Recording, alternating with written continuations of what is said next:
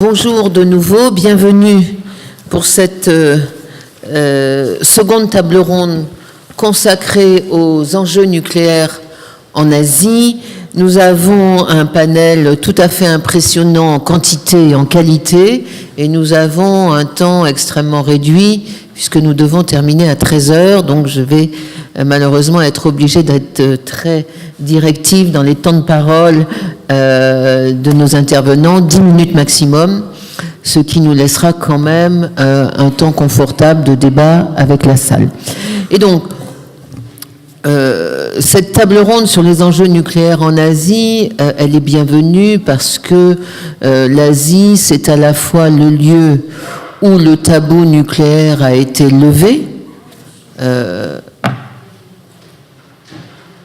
serait bien si les gens ne parlaient pas, ce serait mieux.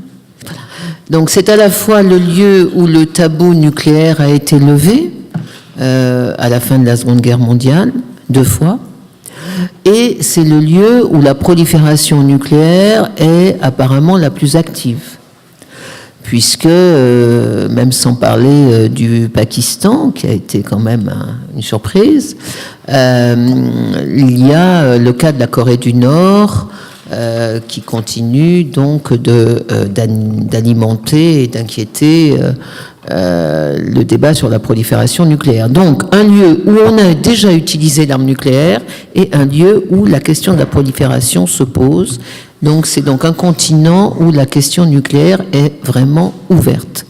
Et donc, moi, je n'en dirai pas plus à ce stade. J'ai demandé à nos intervenants, bien sûr, de nous expliquer un petit peu les tenants et les aboutissants de cette question, mais surtout d'essayer de problématiser.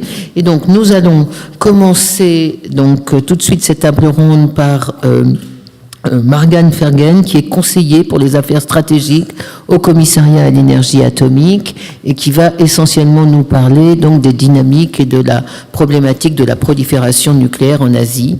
Donc Morgane, c'est à vous pour les 10 minutes d'introduction. Merci infiniment. Avant toute chose, merci infiniment de m'avoir conviée. C'est la première fois que j'interviens ici. C'est un immense honneur et je vous en remercie.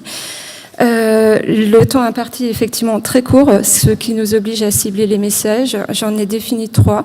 Le premier, ce serait de dire que s'il y a une région au monde où le nucléaire fait corps avec l'histoire contemporaine récente, s'il y a une région au monde où le nucléaire fait corps avec l'actualité stratégique du moment, et s'il y a une région au monde où le nucléaire porte en lui les enjeux de demain, eh bien, c'est l'Asie. Le deuxième message, ce serait peut-être de dire que quand on évoque la question des grands enjeux du nucléaire au XXIe siècle, très souvent on évoque les questions des grands équilibres. C'est logique, c'est tout à fait normal, puisqu'on est associé avec les questions nucléaires aux questions des grands enjeux, des grands équilibres, et donc du maintien des grands équilibres, et donc des risques de rupture stratégique à terme. Mais il y a aussi les enjeux d'aujourd'hui, et c'est sur cette immédiateté que je vais essayer de mettre l'accent ici. Et puis également, et ce sera le troisième message, dans le domaine nucléaire, on peut dire que l'ensemble de ces transformations en Asie, ces mutations profondes que cette région connaît et qui ont fait de cette région le nouveau centre de gravité stratégique, eh bien, on peut dire qu'aujourd'hui, elle nous oblige à repenser le nucléaire dans notre manière d'appréhender ces différentes composantes. La sécurité, évidemment, la non-prolifération, le désarmement et la dissuasion. Alors, je disais tout à l'heure que le nucléaire faisait corps avec l'actualité stratégique récente et avec l'histoire contemporaine récente, oui, parce que ce passage de la prolifération à cette tendance à la course aux armements, eh bien, elle s'est effectuée en un espace-temps très court, c'est-à-dire en quelques décennies seulement, au tournant du XXIe siècle. Et aujourd'hui, quand on évoque les questions de sécurité et de défense dans cette partie du monde, on est bien obligé d'évoquer à la fois les questions de prolifération, mais aussi cette nouvelle tendance à la course aux armements. Cette tendance qui se dessine devant nous et qui prend les contours de ce qu'on peut appeler de plus en plus, à défaut d'autre chose, en tout cas une une course aux armements, eh bien, elle se dessine sous l'influence de plusieurs lignes. D'abord, on a ces compétitions technologiques entre les grands géants de l'Asie, évidemment l'Inde, évidemment la Chine. On a aussi les rivaux stratégiques de la Chine, le Japon. Cette tendance, elle se dessine également sous l'influence d'une autre ligne, qui est la modernisation des forces armées, et puis au sein des forces armées, la modernisation des forces stratégiques, avec un redimensionnement des forces stratégiques. On a également une diversification de la dissuasion, puisqu'aujourd'hui, quand on parle de dissuasion en Asie, eh bien, on ne peut pas limiter à la seule composante nucléaire ces vecteurs, ces plateformes. On est obligé d'évoquer les autres aspects, les aspects spatiaux, évidemment, avec les armes anti-satellites, les défenses anti-missiles, on a les armes cyber également. Et puis, il y a également une autre ligne qui intervient dans ce schéma, c'est l'évolution du rapport à la force, les évolutions de doctrine. Et donc, dans ce paysage stratégique en mutation, on a également une autre évolution marquante, qui est que nous avons un acteur proéminent, qui est la Chine, la République populaire de Chine. La Chine, en l'espace de quelques années seulement, eh bien, elle est sortie de l'extrême pauvreté pour entrer dans la richesse. Elle est sortie de l'archaïsme technologique pour entrer dans l'ère de la modernité technologique. Et donc, cette montée en puissance politique, économique et militaire de la Chine, eh bien, elle en fait, oui, un acteur majeur, un facteur majeur, un facteur moteur dans cette compétition technologique. Alors, la Chine, par ses investissements, par l'ampleur des investissements, par les succès technologiques qu'elle remporte et aussi par les ambitions qu'elle traduit, eh bien aujourd'hui elle transforme le paysage stratégique régional. Je disais que évidemment on a un certain nombre d'enjeux, ce qui est normal. Et les enjeux associés à ce passage de la prolifération à cette tendance à la course aux armements, il induit une autre mutation profonde, qui est que quand on évoque la prolifération, on fait référence aux puissances secondaires. Quand on évoque la course aux armements, on entre dans le jeu des grandes puissances. Alors les grandes puissances émergentes, les grandes puissances établies ou les grandes puissances en devenir, en tout cas, on a un changement de portage. Et là, c'est un des premiers défis à relever. Je dirais également que ce rapport à la puissance, il est lié au nucléaire. Le nucléaire est intrinsèquement lié à la notion de puissance et également l'ensemble des capacités stratégiques. D'ailleurs, ce n'est pas un hasard que la Chine affirme sa puissance au moment où elle développe ses moyens de coercition, au moment où elle modernise l'armée populaire de libération et au moment où, au sein de l'armée populaire de libération, eh bien, les forces stratégiques chinoises de la seconde artillerie ne sont pas écartées de ce processus de modernisation. Et donc la Chine, eh bien, elle affirme sa puissance. En somme, ce qui était impensable hier devient pensable aujourd'hui. Et cette affirmation de puissance, elle a un autre corollaire dans le domaine de la dissuasion. C'est qu'on n'est jamais très loin avec l'affirmation de la puissance, de la tentation de l'exercice de la puissance. Et cette région, eh bien, elle a vu l'exercice de la puissance, l'exercice de la dissuasion, plutôt, se jouer devant nous. Deux théâtres, la péninsule coréenne, sur fond de prolifération nord-coréenne, et puis également avec la résurgence des contentieux territoriaux entre la Chine et le Japon.